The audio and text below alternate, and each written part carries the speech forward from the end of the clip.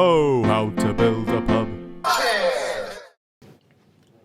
Hello, and welcome to the Build a Pub podcast with me, Alex Ravenhall, a person who watches rugby to fit in. The Build a Pub podcast is a spin-off of my original series, Social Isolation. I invite guests onto the podcast to, as the name suggests, build their own pub. From what they have on draft, to what food they have serving, to what music they have playing, and hopefully get them to share with me some anecdotes and thoughts on the institution of the public house. Now, for episode 26, I've gone for something slightly different. This week's guest is the fantastic Edward Mulryne, who is teetotal. And rather than just blaze over that, I thought we could sit and have a little chat about it, what it means to be teetotal and the pressures surrounding drinking. But don't you worry, Ed will still get the chance to build a pub so imaginative, it will only be accessible in your mind. Remember, especially this week, to drink responsibly. Perhaps every now and then, swap a delicious beer for a 0.0% Heineken. So please enjoy this very special episode of the Build Up podcast. Oh, how to build a pub. My guest today kick-started this whole podcast journey of mine over 35 podcasts ago. He's a terrifically funny and talented individual, and he is a former student, child, toddler, and baby.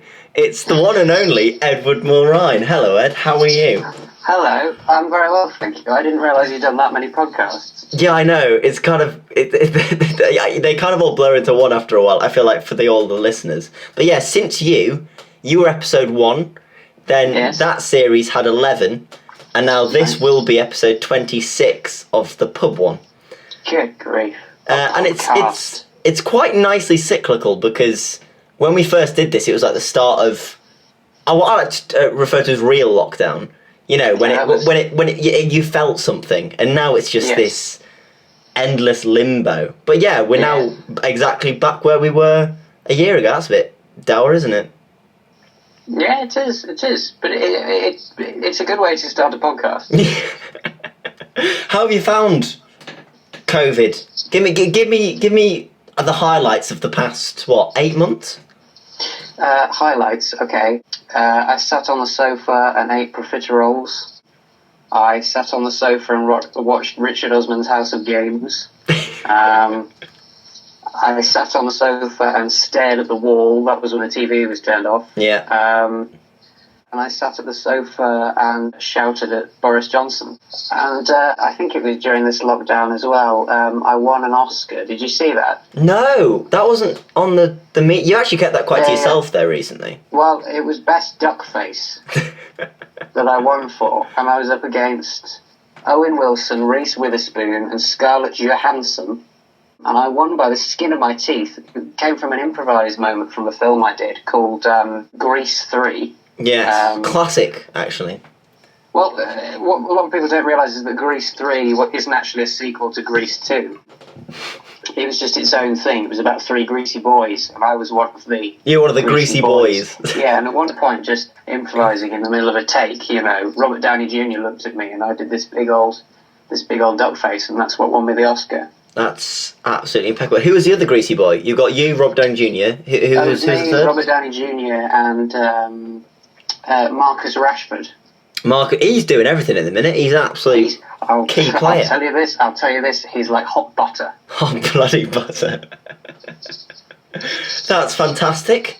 I'm glad I had very similar highlights, but all of mine were in bed. And then my opposite highlight, my D-light, if you will, my low light, that would be better, was that all the bed sores I got from just not doing anything for the past 8 months. Should we actually do the podcast, I guess? Go on. Ed, very simply and very bluntly, why are you teetotal? Why am I teetotal? Yeah. Because I've never drank, and having observed what drinking is, I don't really want to start, really. So what is it? What is drinking then, to you? Oh, it's other people drinking alcohol, I suppose. I was never made to think that it was something I should be doing, really. Not that I judge other people for doing it. I mean, it's just something I've never done. And that's the thing, of course, is that I've now got to the age of 22, and I don't know what my limit is. So if I were to start, then I would end up horribly embarrassed, because I could have a sip of a Heineken and be unconscious on the floor, you know. Well, yeah. And I've ruined enough funerals, you know. It is a staple, actually, in Mulryne funerals that everyone downs a Heineken just before you enter the church. So I can see. Right. That's right. And then we sing the hymns really loudly as a result. Like your football fans. You really get into it. Quite patriotic. You have to get into it. You have to. Meanwhile, Great Uncle Derek is just, somber and, he's dead. So I guess that equates to somber. Death. You know what they say? Death is the most somber of the states. So yes, that's why I'm teetotal. Yeah, and the worst thing is it's not even Uncle Derek's funeral. He sadly passed after drinking the Heineken. Yeah. Have you ever felt pressure to drink? I mean, I guess you just touched on that, but I've just got no willpower. That's not to say I ever wanted not to drink, but in the sense that from a very early age, and you have those embarrassing experiences that you mentioned. I think that's an interesting point because yes, looking back, I think I would have approached drinking differently. But it is good to learn your limit. I think everyone has that bad evening. Yes. Which, where they wake up the next morning and say, "I'm never doing it again. I'm never drinking again. Ever again." Everyone has that moment, I think. And the earlier the better, in a sense. I mean, obviously not 12. Like, let's be legal about this. But let's be legal about this. Yeah. So sorry. Going back to it, have you ever felt pressure to drink? I mean, even if you just ignored it, have people ever been... Also, is it that, like, people think it's a bit of an oddity? So, like, imagine if Ed had a drink type thing. Yes. There was a fair amount of that when I was in sixth form and all that. But it never bothered me too greatly. I think it was more the sense of not joining in that bothers you more, It's the social side of it. Yeah. But, that's all part of growing up, isn't it? Everyone feels that they're outside of the mainstream in some way, don't they? The thing you were saying about embarrassment is that, I don't know about you, Alex, but I'm very good at embarrassing myself anyway. Yeah. So I don't need something else that could perhaps put me into new levels of embarrassment. I've forgotten the names of people I've known for years. I've asked, at the beginning of third year, I asked someone, I said to them, "So are you in first year then?" And she said, "No, I'm in third year and I'm actually on your degree." And in fact, we've been in some of the same seminars, actually. I remember you. And we did speak then, and you said, "What's your name?" And I said mine, and you said, "Oh, I'll never forget you. I'll never forget you." But I did. You did, and that is embarrassing. Yeah, I don't think the two are as synonymous as we'd like to think. I think drinking is a good excuse for embarrassment. When really, if you think about it, the two can be very much... I mean, the two can come together, but they can also very much come apart. Pinpointing something you said that I really liked. The social side of stuff. I think for me personally, and that's all I can attest to, I was very much... didn't want to miss out. So I can understand your, not frustration, but your feeling of outsideness, in the sense that one of the reasons why I do drink is because I want to be on, the same level, and like people, like the thing, I was so drunk, oh my god, I'm so drunk, as if that's an achievement, when it very much isn't. It's just the amount of alcohol in your blood level increasing, which I don't think people quite realise. But yeah, that's a very good point. Let's go full hock with it then. Is there a problem with drinking culture for young adults, Ed? Yes or no? Well, I feel uniquely qualified to talk on this subject.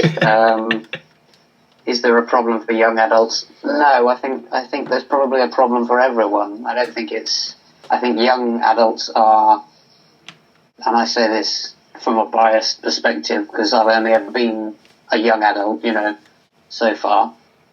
Most young adults I know are quite sensible people, and they understand the culture, they understand the dangers of it, and I think that's that's probably the same with all the older adults I've met as well. You know, I think that the relationship between us and those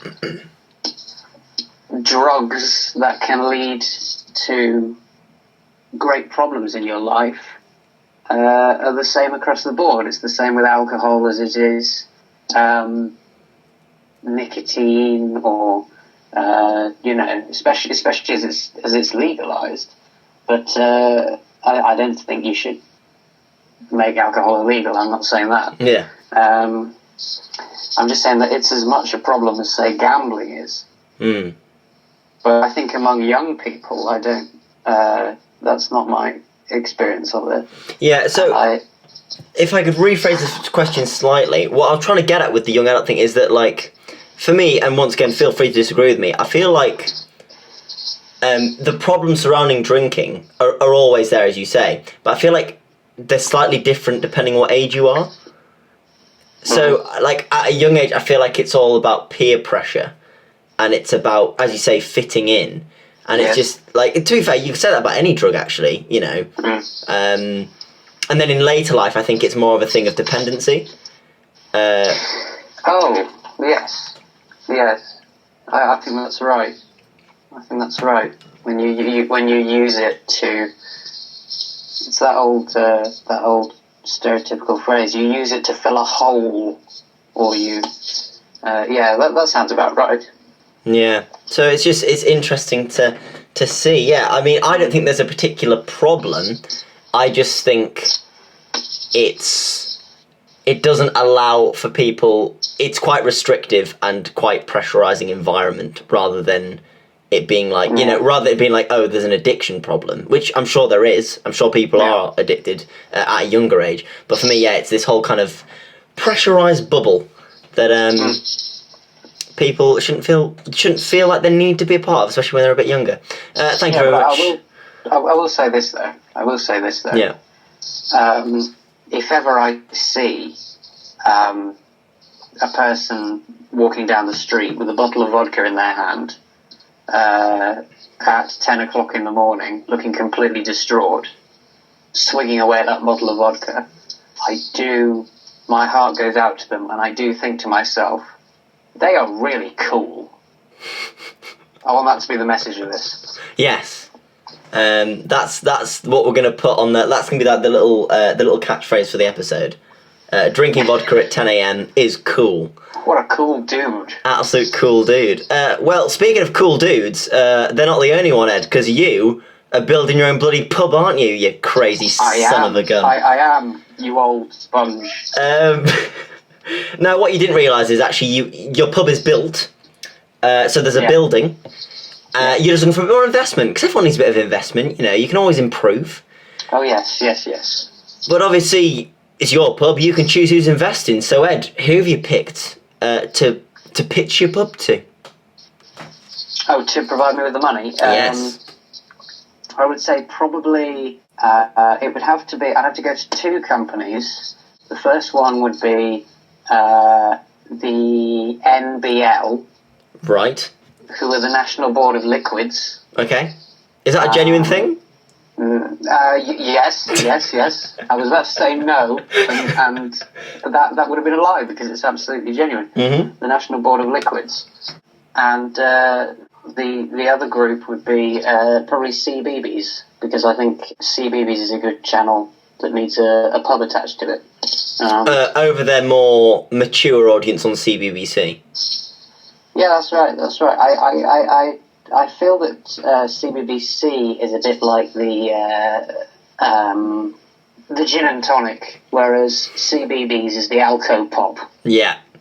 And to be fair, I think the one thing CBeebies is missing from its advertising is alcohol and alcohol product replacement. I'd like to see Dipsy and Lala and Poe twatted in a field, and then the little Hoover comes along and cleans up after them. Yeah, their names are quite drunk friendly. Yes, it sounds like nicknames that group of frat boys came up with. Oi, Dipsy. Oi, Dipsy, yeah. Fucking Lala. You'll never guess. You'll never guess what Tinky Winky's put in the letterbox now. No, Tinks. What was the name of the Hoover? The Hoover's name was Nunu. No. Yeah, which just sounds like a Scotsman refusing. That it does, Ed. That it does. Well, that's interesting. So from the National Board of Liquids, we're going to have Mike Smith. He's the head of Yes. NBL. Mike Smith. Need to remember Mike Smith. And from CBeebies, Ed, is someone who haunts your nightmares. It's the bear from... Oh, yeah, the Teletubbies bear. The Teletubbies bear, who is an absolutely frightening son of a gun. I'm sure. So they both rock up. Obviously, the bear's on his little go-kart thing. Yeah. And Mike Smith turns up in his Rolls Royce. There's a lot of money in the old Liquids business. Liquids are skyrocketing at the moment. They've never been more popular. Since COVID as well, there's been a huge influx in liquids. Huge influx. Honestly, a lot more capital to be made. But obviously, they get out, they look up, and in front of them is your pub. Obviously, on the pub is the name of the pub. That's usually the way it works. Maybe it isn't for you, but let me know. What I need to know is, what's the name of your pub, and give me a little bit of a description of it. Okay, well, I was umming and ahhing a lot about the name of the pub. My first idea was to have a Halloween-themed pub. Amazing. Called Fear Keller. Which I think would work very well. And then I had another idea for an S&M themed pub, which would be called Leather Spoons. Because the idea would be that you would go and get leathered, and then get leathered. Yes, there's a bit of a double entendre there, Ed. Yeah, even though that won't be possible in an alcohol-free pub, but still. So I think. I was trying to think of a way to combine the names, but I think I like Fear Keller slightly more. I think Fear Keller works, but also the idea of an S&M pub, although I would never visit, Ed and Mom. Just to put it on the record, I'd never turn up. Yeah. It's a great idea, though. It's a great idea. I'm all in favour of it. I won't visit it. Yeah. I'm all in favour of it. Yeah, no, it's one of those things where, like, you getting on, you do your thing. I think that's a great entrepreneurial idea. I think, you see, I'm warming to leather spoons now because I just like the idea that they would be like a normal pub/gastro pub, but all the spoons are leather. And that's that's it. Oh, I was thinking, like, they'd have, like, gimp suits, like, as they were, like, waiters and waitresses. No, I think that could work as well. But I just like the idea that one of the things about the pub is just an inconvenience. Because trying to eat with a leather spoon can't be very nice. No. It gets all cracked. And it would all be fresh leather, you know. So yes, leather spoons, let's do that. I'll tell you what, of all the guests said, I never thought it would be me and you who came up with the S&M pub. Well, you know, 2020 is a strange year, and we're all developing new hobbies all the time. Oh, well, that is something that I didn't know, and I'm glad I do. Amazing. Yeah. So... You know, there's a sweet called S&Ms. Is there? There's a sweet called S&Ms. They're like M&Ms, but they shoot you back. You chew them, and then in your mouth you just hear, "Go on, bitch." Yeah, you hear more. Amazing. And you have them all on the tables in the pub. Give me a bit of a description of the outside. The outside is all purple wood. Yeah, I think they shipped that in from Willy Wonka Land, so I think... They do. Purple wood furnishing. Purple wood panelling. Yes. Not furnishings, Ed. God, don't be ridiculous. No. The inside's very different, but it's all purple wood of the finest oak, the most expensive oak we can possibly find. Is purple and S&M, are they related? I think they might be. I mean, if I went to an S&M dungeon and it was purple, I would be slightly less trepidatious about it. Slightly less nervous about it. Big questions over the if there, Ed. If I'd go. If. Because if I went in and it was all black, then that would be much scarier. But if it was all white, then I would somehow be more worried because it has a sort of clinical asylum chic to it, Yeah. which would put me off. It would work for your Halloween cafe, but maybe not the It would, but that's dead in the ditch now, Yeah. thanks to the development phase. Mate, you got to track the price of liquids, and liquids related to S&M puns are a lot more selling at the minute. They are.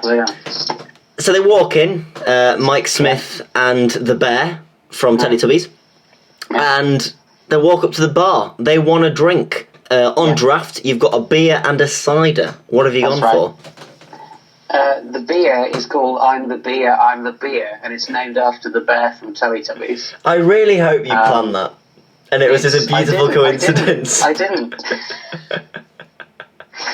And it's non-alcoholic beer, but it's infused with honey. Hence the beer name. And it's I'll tell you what it's like. It's like eating a field of gold. Is that like someone who's come in and they've gone, I'll tell you what, this beer, it tastes like you're eating a field of gold. Tastes like a field of gold. And I'll say that has nothing to do with the ingredients. Was that Yogi Bear who gave that review? It was Yogi Bear, and he's been barred. Too nice. That kind of whimsy, not tolerated, but it is a good idea, and I put it on the posters. Yeah, I mean, you'll take his words, not his money. I think that's very, very good of you. What about the cider? Yeah. The cider, well, obviously, it's going to be called the Fiver. The Fiver? Okay. Tell me a little bit about the Fiver, Ed. Well, it's inspired by my long career as a footballer. Yeah. So you'd go in and you'd say, oh, what do I fancy today? I fancy a Fiver cider. And holy shit, that went a different direction. I really didn't know what I was expecting there. I know. So you've got a bear-themed beer. I'm the beer, I'm the beer. And then you've got the Fiver cider. And essentially, the Fiver cider is just it's your 5 portions of fruit. It's a 5 a day. Oh my god! Your 5 a day, and it's called the Fiver cider. Yeah. That's incredible. I really like that idea. We're all about health here in the pub industry.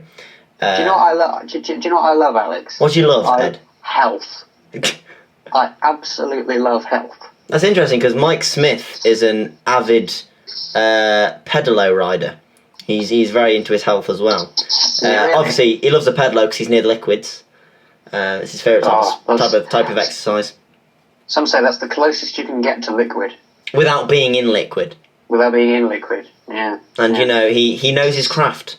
Fantastic. I mean, obviously the bear's going to go for I'm the beer, I'm the beer, I'm the beer. But Mike's not settled yet. He's not much of a footballer, as I know he's a pedaloer. So he'd like to know what red wine and white wine you have on offer, sir. Yes, well, it's very simple. The red wine is a nice Chateau Flynn. Right. Which is an Irish wine, and it is infused with 4-leaf clovers, bobbing up and down in the liquid. And it's served by a leprechaun who waddles up to your table. I was trying not to break, and then the leprechaun with the wine on his head. Yeah. And he says, very stereotypically, he says, "Hello, sir, your wine is here." That is class. They never stop saying that. I know that might be flagged for being very offensively stereotypical, but he says, "Hello, sir, your wine is here." And you say, "Oh, thank you very much." And you take the wine bottle off and you pour it into the glass. And then you give him a good old pat on the back. Yeah. I think that's only fair. It's like that old folk tale. You follow the rainbow and get a bottle of Chateau de Flynn. Yes, that's right. And then the white wine is there's nothing special about the white wine itself, although it is a very good quality of white wine.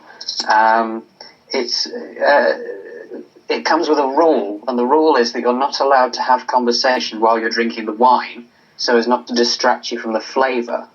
Did you name this wine?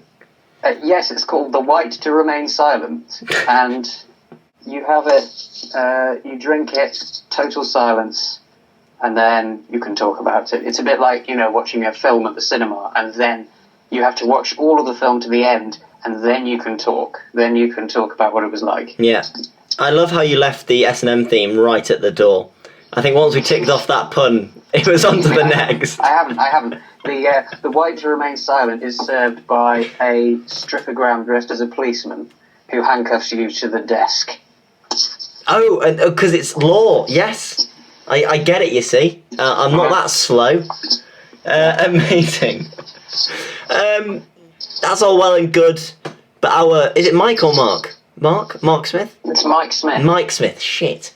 Michael for long. He's had a long day at the liquid business.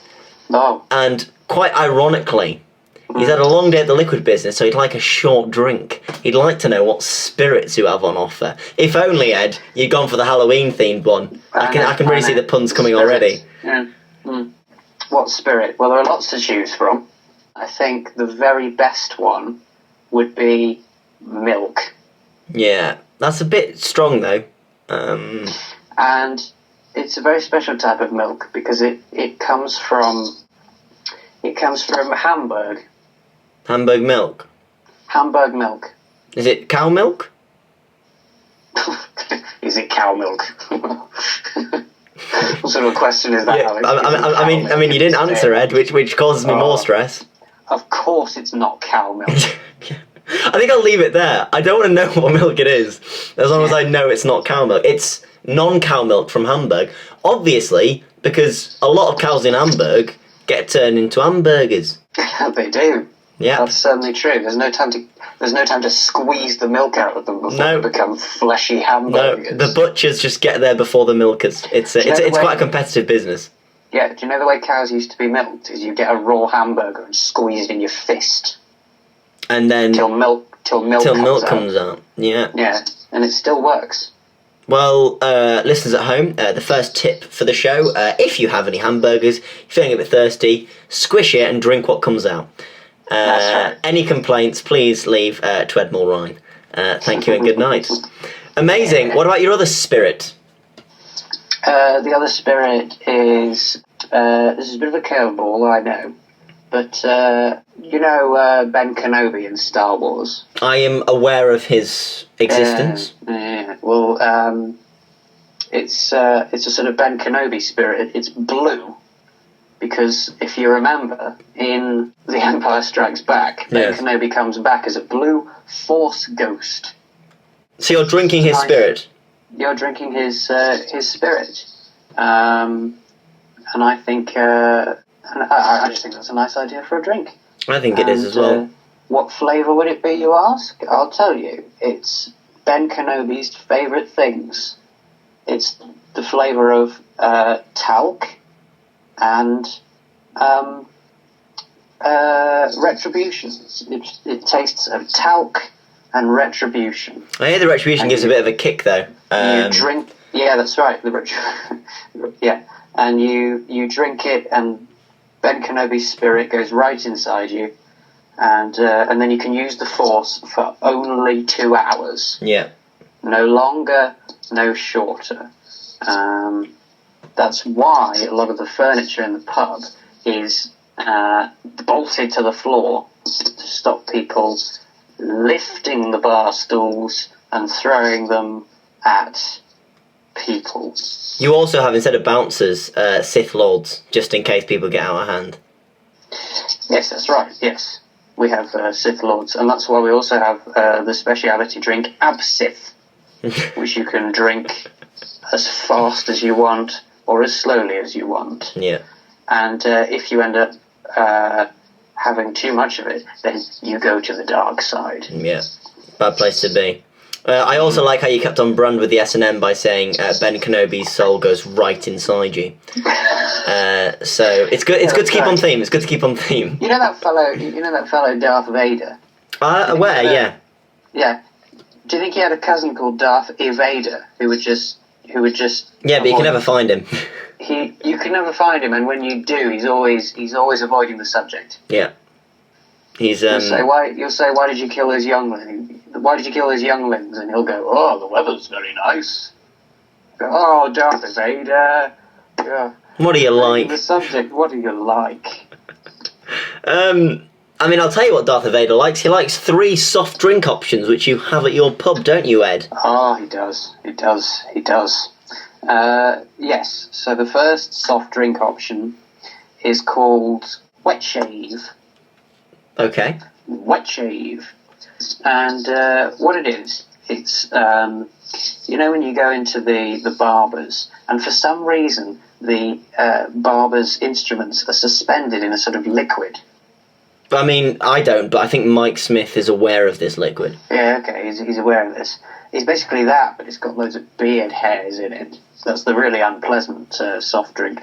The next soft drink, orange juice.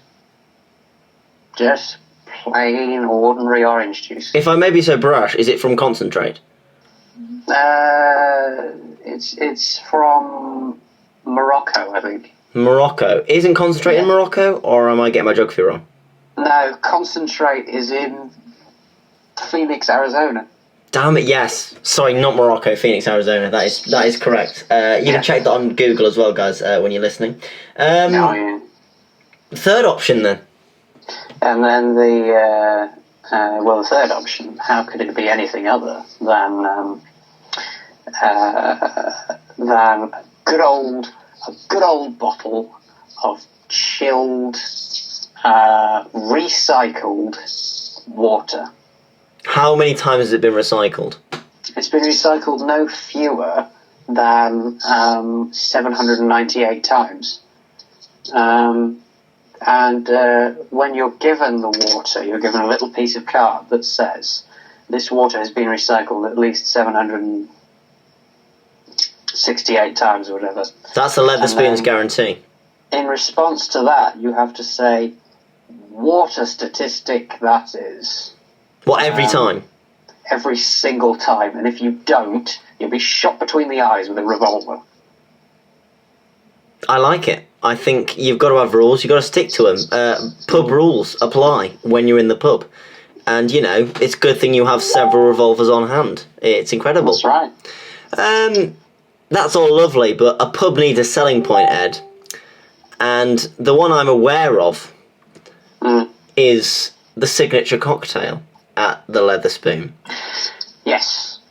Tell me all about it, stud. Well, the signature cocktail is very interesting. Basically, it's got a huge, tall glass, like an ice cream sundae glass. Ooh, delightful. Or one of those, like a very long latte glass. And it's full of lots of grey liquid with bits of sand and an old cheese and onion crisp packet and lots of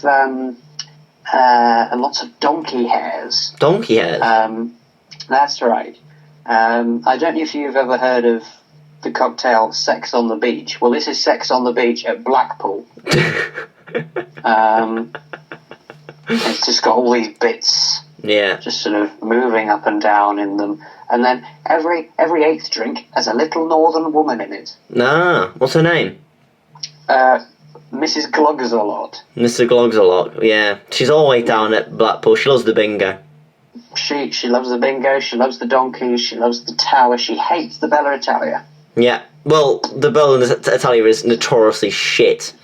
It's awful. She goes out going, "You call this praline?" and throws it right at the ocean. Perfect. I think Michael will go for the Sex on the Beach in Blackpool. Yeah, that's right. Perfect. I think that's his cup of tea, which is obviously a stupid statement because it's not a cup of tea at all. Not a cup of tea at all, and he'll be the first to tell you that. He knows, okay, Ed. He can separate the two. He's played the big books, that's why. So the two of them sit at a table. I guess the bear stands by a table. And is the bear drinking I'm the beer? He is, yes. Right. And after a little while, they beckon you over. Because, it is a bloody pitch at the end of the day. You sit opposite them. And Mike takes the lead. He's like, yeah, it's an alright setup you got here. Lots of liquids. most of them up to regulation standard, but we'll have to see about that if we decide to invest. But what I'd like to know is, I'm a liquids man. I've been liquids all my life, and early on in my life, I used to enjoy pub liquids. You know, your beers and your ciders, and I used to have some great times. And I'm trying to establish a rapport. Obviously, because I'm in the liquid business, I'm not very good at small talk.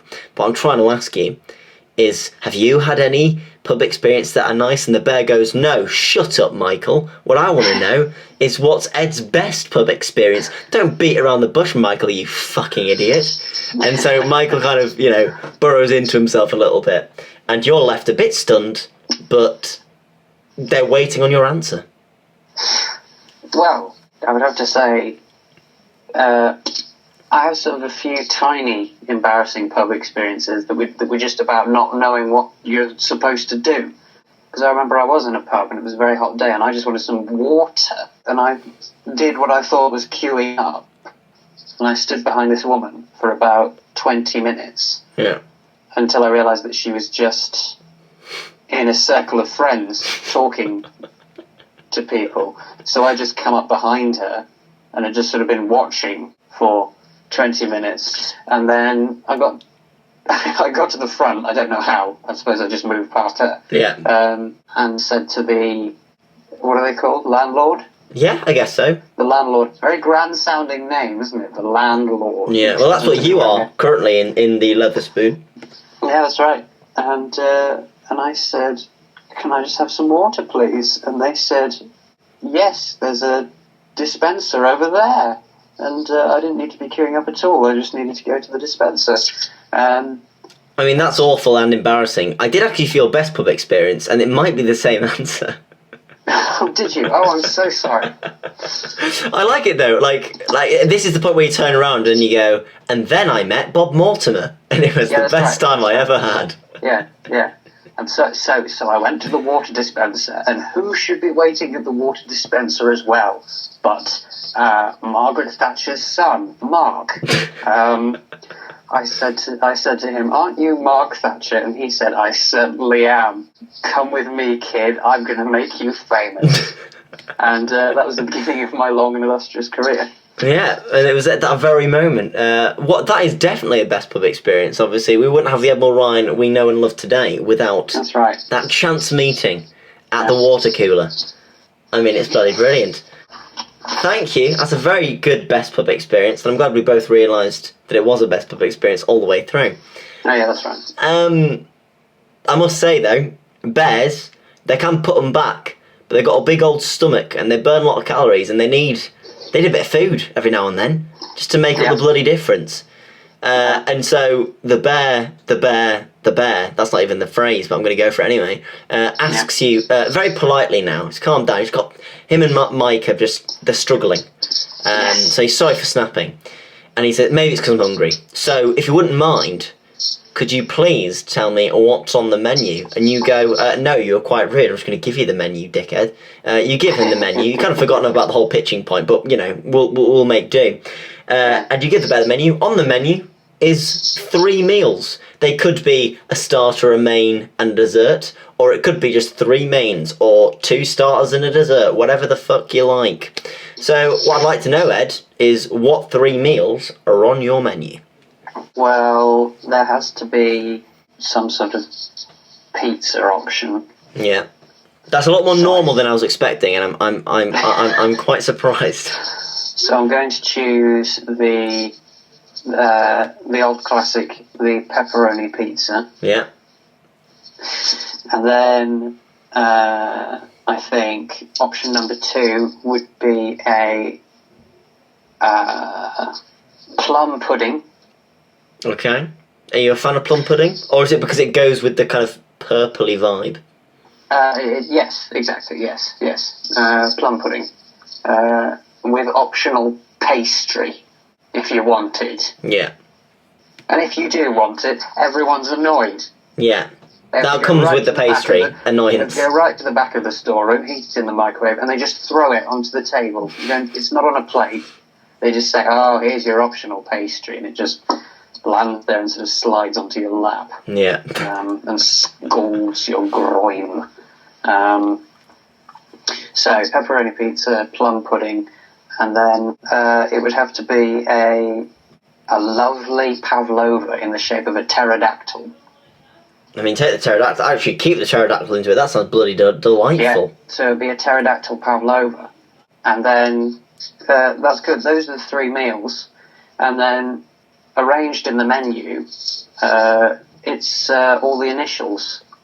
Pepperoni pizza, plum pudding, pterodactyl pavlova. It all just happens to be PPPP, which is what you will be doing at the end of a night of consuming liquids at Leather Spoons. Yeah, but you got the name. Michael's very happy with that endpoint because obviously, as is the phrase at the National Board of Liquids that come in must come out. And they live by that motto. So he's really happy you mentioned, the ugly side of liquids that isn't talked about enough in the mainstream media. No, that's true. So he's very happy with that. Be careful when you use the word stream. Yeah. He's going to have the plum pudding, and the bear is going to have the pavlova pterodactyl because it feels like it's prey. It feels like he's actually, like he's back in the wild, and he's, Yeah, he's back in the wild, consuming pterodactyls as bears are known to. They bloody love a pterodactyl. They're natural prey. Winnie the Pooh wakes up in the morning and says, "Do you know what I'd love? Do you know what would hit the spot now? Nice pterodactyl." That or pavlova. So the fact that you've managed to amalgamate the two is just a bear's dream. Yeah. Fantastic. Oh, yeah, they scran down their food rather eagerly, and you come to take their plates. And as you're taking their plates away, Michael asks, "Gee whiz, Ed, it's a terrific song you're playing. What is it?" Now, little does bloody Michael know that you, in fact, bought a jukebox recently, and on that jukebox you only had time to put on one album, but it just so happens that album is the perfect album for your pub. So I'd like to know is which album have you picked and what song is currently playing? It would have to be, in terms of favourite album, there are a number to choose from. Lots of Beatles albums, Sgt. Pepper's Lonely Hearts Club Band and all that. Paul McCartney, Band on the Run. Randy Newman is a fine producer of albums, but I think if I had to choose my favourite, it would probably be... are you familiar with the film Shark Tale? I am. I think you know where I'm going with this. I might be. You know where I'm going with this. Because Shark Tale had a rather upbeat soundtrack. You seem to remember that included, Three Little Birds by Bob Marley and, all those great upbeat songs that films in the early 2000s had. So my pick for my favourite album to play in the pub would be the audiobook of the novelisation of the film Shark Tale.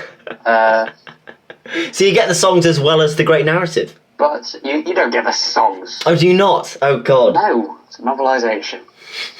And Red, of course, by Paul McCartney. What is the song that's playing? No. Paul McCartney is reading the book. Oh, okay. He's reading the novelisation of Shark Tale. Does that exist, or is this just like a pipe dream of yours? This is a pipe dream I've had for a very long time.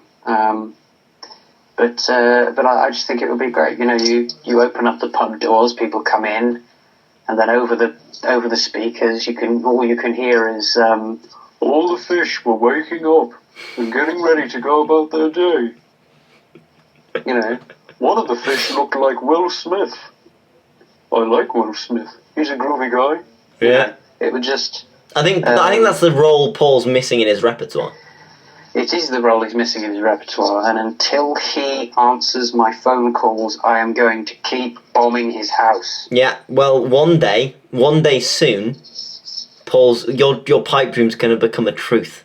Yes, if I haven't already killed Paul McCartney through intensive bombing. Well, it's getting there now. It's at that flip point, I think, where it could go either way. I'll tell you this: the calls are getting greater, and Paul's house is a crater. When it rhymes, it's dangerous. That's right. When it doesn't, it's fine. Incredible. Great album choice. The Bear and our Michael, they fancy something a bit. They fancy a bit like getting up and engaging with themselves for once, and so they ask you very, very politely, Ed, what game / or activity do you have? And what is the answer? I've got snooker. Yeah? Snooker, played on a table that doubles as a football table. What do you call that? Table football, yeah. At the same time. Oh, so you play them simultaneously? Yeah. I like that. It's It is multitasking. an absolute nightmare for people who don't know what's going on. Yeah. So you've got the table football and the snooker going on at the same time. There are lots of, the idea behind it was to create the most hostile environment possible through play. Yes. And I think we've achieved that. And that's, why we're here today. So thank you all for helping us in this project. Amazing. Okay. The Lion, another classic nightmarish character from, not La La Land, what's it called? Teletubbies.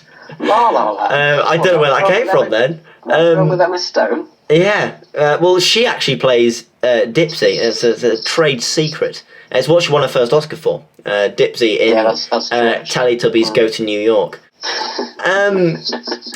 Yes. The Lion comes a bit later and coming through the door. And as passing the door, she notices a blackboard with a blackboard message on it. And it's one of these, pubs do this thing where they write quirky or funny messages or, little things on them. Yeah. And obviously you've done the same. So as the Lion's coming in, she reads... It says, touch my sand again and you will die. Okay, is this in reference to anyone in particular? Like, is there beef that we need to know about? Yes. The Give us the context. first restaurant manager of the pub Yeah. had his own personal sand pit in the corner of the kitchen as his way of cooling off. Yeah. And he noticed every day that the sand was getting a little grain less. And as the days turned into weeks, and as the weeks turned into months, and as the months turned into years, and the years turned into decades, the sand got less and less and less and less, and he ran amok with his bucket and spade, hitting people on the head, cutting people's credit cards in half, and just abusing people left, right, and centre.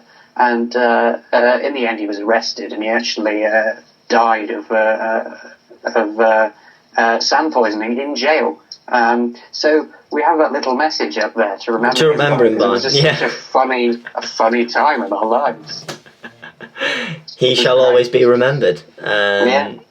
I mean, I think the lion enters with a tear down one cardboard eye at that beautiful story. I mean, there's not much else they can get out of you. They call you over and they go, look, I like it. I don't know how, but we like it. Tell you what, have it. There's your money. Done. We've got enough to play with. Liquids, as we say, is a growing market. CBBS is always going to be making the big dollars. We know this. It'll never go out of popularity. So let's just have a drink. You all grab your favourites, and as you grab your favourites, Lion, who's missed out on things, says, "Hey Ed, what's your best pub anecdote that isn't about you meeting Mark Thatcher by the water cooler?" My best pub anecdote is that, again, this is quite a sad one, but I once was very, very excited because I stayed in a pub with some friends long enough to see the man ring the bell for last orders. Yeah. And I'd never experienced that before, and I was very excited about it.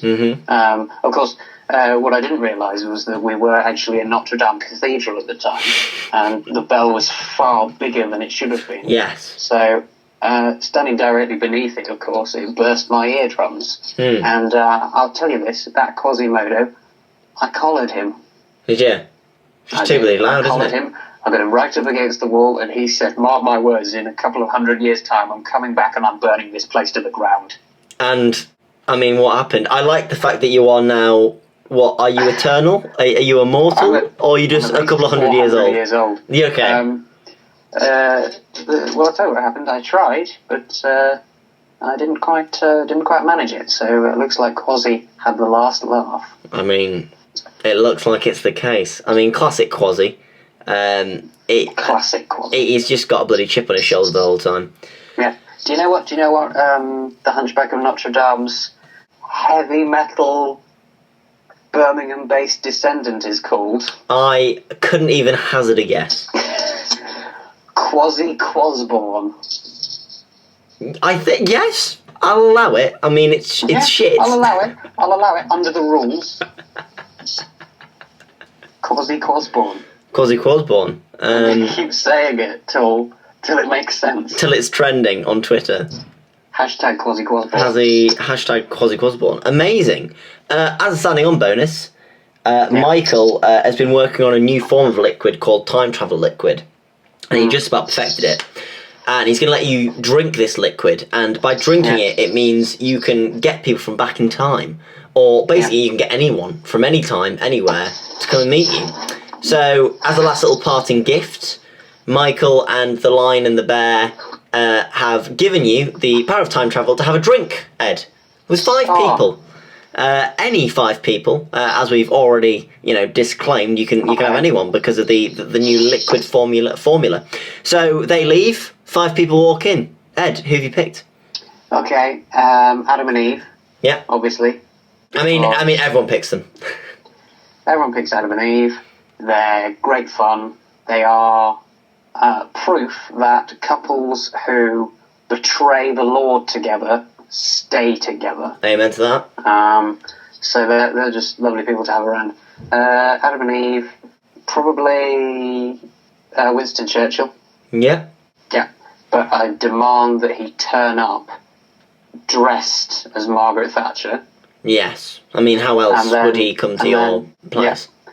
And then Margaret Thatcher comes as herself, and then I would deliberately start an argument between them about Winston having the same idea as her in what to dress as. Yeah. And then I could humorously at one point to Adam and Eve, who of course are naked, and go, "Why haven't you made an effort like them?" Which works on 2 levels, because before then no one noticed that they were naked because they had no sense. That's right. And of course there were no people before them. And that's great. That's great, because while we're all talking and having fun, we'll ask to pay the bill. And I'll say, I can't remember who chose this particular table. Who was here first? And Adam and Eve will go, "We were here first. We were always here first." Always and eternally. And of course, 5th person probably. This is a really difficult question. I know. I'd invite Eric Sykes, who was a comedian who was very popular in the 60s and 70s, and he's very important because he was the voice of the lion in Teletubbies. No. Which I found out the other day. He's best known to us for playing the caretaker at the beginning of Goblet of Fire, of Harry Potter and the Goblet of Fire, the one who gets killed by Voldemort when he goes up into the house. No way. Yeah, that is the lion from Teletubbies, and I would spend all evening asking him just about that. What an incredible way to end the episode. That's a perfectly cyclical. I mean, we've covered it. Cyclical, sorry. We've covered everything, haven't we? S&M, Jedis. Yeah, everything. Yeah, those are the 2 subjects. The things that matter, really. Thank you so much. Congratulations on your pub. I mean, thank you very much. I think I'm going to visit again several times in my nightmares, which is always a benefit. That's something that I like. It's definitely not a place you want to go to. No, I know, but to be fair, the best thing about this podcast is the nightmares that it gives me. So I think that's a huge benefit. Just going to do some quick thank yous if you don't mind hanging around. Jack Pathram, jingle, great. Sam Nason, graphics, hooray. Viewers, thanks, cheers. Ed Mulryne, brilliant. You're great. Any last words before I shoot you with a revolver? I'd like to thank Mother Teresa. Shouldn't get enough. Thanks. Because quite frankly, she doesn't get enough thanks. I mean, what a beautiful sentiment to end on. Thank you, Ed. Yeah. And thank you all for listening. Oh, how to build a pub.